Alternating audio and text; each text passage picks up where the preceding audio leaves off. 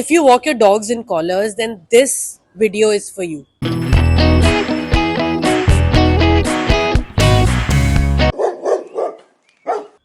Because what looks like a very harmless activity is extremely harmful for your dog. So that is what I'm here to talk about, walking your dogs in collars. I see it every day. कितने सारे पेट parents हैं जो अपने dogs को normally callers में walk कराते हैं. आपको लगता है कि वो खुश है, उछल रहा है, कूद रहा है, पुल कर रहा है, टेल वैग कर रहा है, but honestly it is hurting them, it is hurting their throat, it is hurting their windpipe. It is not just harmful in the shorter term. I would say कि ऐसा नहीं है कि आज थोड़ा सा दर्द हो रहा है और फिर ठीक हो जाएगा वो. It is even harmful in the longer run, क्योंकि उनकी यहाँ की जो बोन है वो डैमेज हो सकती है. Please, if you know anybody और in fact if you yourself walk your dogs in collars, stop doing that and start using body harnesses.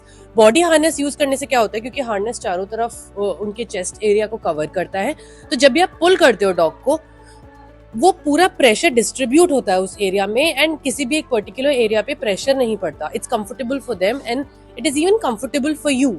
Because if your dog is somebody who's very naughty, who pulls a lot, या दूसरे dogs को देख के aggressive हो जाता है, बाक करता है, आप कॉलर में उसको जितना भी ज्यादा खींचोगे, it is only going to damage this area. Breathing issues हो सकते हैं, विंड पाइप डैमेज हो सकता है, इनफैक्ट उसके स्पाइन पे भी वो प्रेशर पड़ता है. तो जस्ट इमेजिन कितना ज्यादा प्रेशर वो डॉग ले रहा है और आपको लग रहा है कि हाँ हम खींच ही तो रहे हैं. Collars are actually meant for identification, कि आपने डॉग के चारों तरफ गले में अगर कॉलर लगाया है, that means he or she is a pet dog, a companion animal, or somebody is probably taking care of this kid. आप टैग लगा सकते हो, a name tag or something for identification, but a collar is not meant to walk the dogs. कि आप collar के hook में leash लगाओ और उनको खींचो. Please stop doing it right away. What seems like a normal day-to-day activity, it is something that needs to be rectified. It is not good for your kid. In fact कितने सारे cases में मैंने देखा है कि अगर कॉलर लूज हो जाता है तो डॉग के गले से वो निकल जाता है. So if you are pulling the dog and suddenly dog अगर पीछे होगा, कॉलर लूज होगा और गले में से निकल जाएगा, and dog can just run away. It can hurt this kid. अगर वो अग्रेसिव हो रहा है, किसी और पे अटैक करने जा रहा है, छोटा डॉग है, so you know lot of accidents are prone to happen.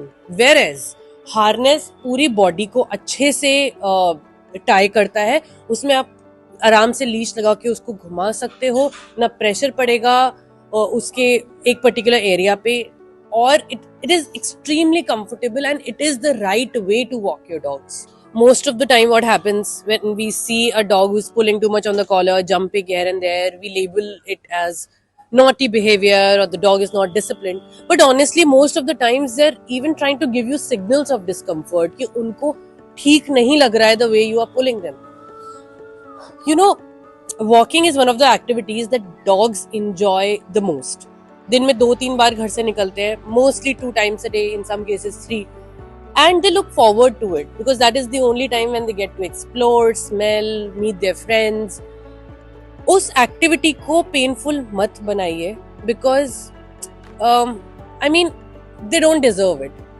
Late that activity be as enjoyable, as joyful as possible. Now imagine कि आप डॉग को कॉलर में नहीं, हार्नेस में वॉक करा रहे हो, and with same excitement, same tail wags, same happiness. कितना ज्यादा अच्छा लगेगा आपके बच्चे को भी, बिकॉज हार्नेस क्या करेगा, पूरा प्रेशर चेस्ट एरिया और शोल्डर्स पे डिस्ट्रीब्यूट कर देगा. किसी एक डेलिकेट एरिया पे बिल्कुल भी प्रेशर नहीं पड़ता है. It's very very comfortable and pressure is spread on the parts which are naturally strong areas, the chest and the shoulders. The dog is able to walk freely. आपके हाथ में leash है, आप भी उसे बहुत अच्छे से कंट्रोल कर पाओगे. नो मैटर आप कितना जोर से उसको पुल करोगे, उसको नहीं फील होगा कहीं भी एक पर्टिकुलर डेलिकेट एरिया पे pressure. There will be no damage caused. It's just a matter of making conscious choices. जरूरी नहीं है जो हमेशा से हम करते आ रहे हैं वही सही हो, क्योंकि हमने बहुत टाइम से देखा है कि लोग कॉलर्स में लीश लगा के डॉग्स को वॉक कराते हैं. Doesn't mean it is the right way to do it. Just be mindful, be aware, be educate yourself, because at the end of the day this kid won't be able to tell you how he or she is feeling. दर्द भी हो रहा होगा तो वो signals देगा irritation के, आपको लगेगा शैतानी कर रहा है, आप चुप कर दोगे, वो रिटेलिएट करने की कोशिश करेगा, किसी एक्साइटमेंट में कुछ करने की कोशिश करेगा, आप एकदम से पुल कर दोगे. And most of the time dog walkers don't really care. I have seen in the apartments, of course I understand with the busy lifestyle most people don't even have time to walk their kids. और हम एक कोई professional dog walker higher करते हैं, mostly professional होते भी नहीं है ये dog walkers, and they don't really care the kind of pressure they put while pulling the dog, क्योंकि उनका तो ये प्रोफेशन है, उनका बच्चा नहीं है ये. आई एम नॉट सेइंग कि everybody is like that, but most of them are like that. कहीं अटैकिंग मोड में है डॉग, या कोई शैतानी कर रहा है, या कुछ लिक करने की कोशिश कर रहा है, कुछ नहीं करेंगे, झटके से they'll pull it. And if the dog is wearing a collar, just imagine the kind of pain that kid goes through. And dogs का पेन लेने की जो कैपेबिलिटी होती है ना, the threshold होता है, it's very high. वो एकदम से नहीं रिएक्ट करेंगे even if they are feeling that pain. They react only if they cross a certain threshold. So just be aware, mindful, educate yourself what is good for this kid. And these kids are here with you probably for just few years.